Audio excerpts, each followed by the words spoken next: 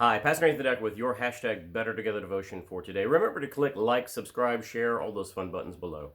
So this week begins with Martin Luther King Day, and we recall and pause and remember as a nation and perhaps as a world that we are called to be one community, that we're called to be the human race, that we're called to join together. But what's that look like in terms of theology and what God's dream would be like? Well, if you look at the book of Acts, especially right there in chapter 2, where Pentecost Day occurs, you get a pretty good vision of what God envisions the human community being like. So some folks want to go the route of, oh, I don't see color. I don't see this kind of stuff. I'm colorblind.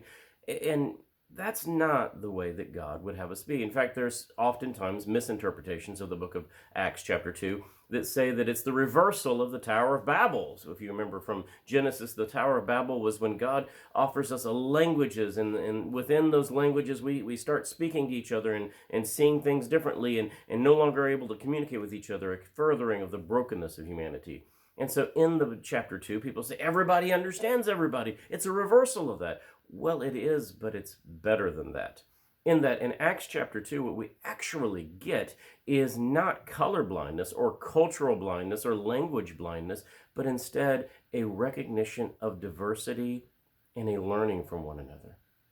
It doesn't happen as a miracle that says, the miracle of Pentecost isn't that everybody suddenly speaks one language. That's what people forecasted when the internet came out, that we would all eventually start speaking English. I haven't seen that happen lately. Instead, what the miracle of Pentecost offered us was that everyone heard God. Everyone heard God's voice, God's message. Everyone heard God's love in their own language, in their own culture, in their own understanding. The miracle of Pentecost isn't a unity as much as it's a community of all human beings. We tend to want to be tribalistic. And a part of being tribalistic is lifting up one tribe and saying, this is the way we ought to be. In human culture, we tend to want to judge one another, probably from a self-loathing. And we really want to have one be, this is the thing, this is it, this is first place, this is A+. God doesn't see it that way. God sees it from the vast perspective of that all human beings are valuable, all cultures are valuable, all skin tones are valuable, all languages are valuable. And the miracle of Pentecost tells us that it's not right when we say, I don't see color, I don't see race, I don't see culture. We have to see that.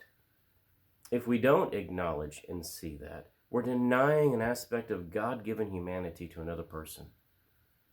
Look, see the differences, and see them as beloved, blessed in a way that God shows us to be love and to be better together. Colorblindness isn't what it's about. It's about being community, and that's a good news message. Amen.